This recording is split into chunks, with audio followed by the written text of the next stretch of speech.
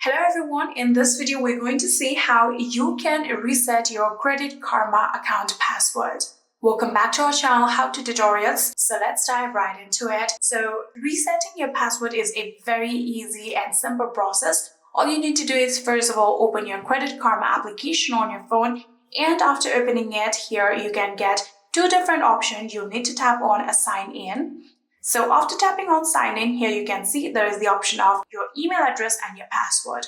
So if you had to remember your password, you could have simply just typed down it and tap on continue, and like that you could have logged into your account. But currently we need to reset our password since we have forgotten it. So we're going to tap on this option, try another way, that you can see right here.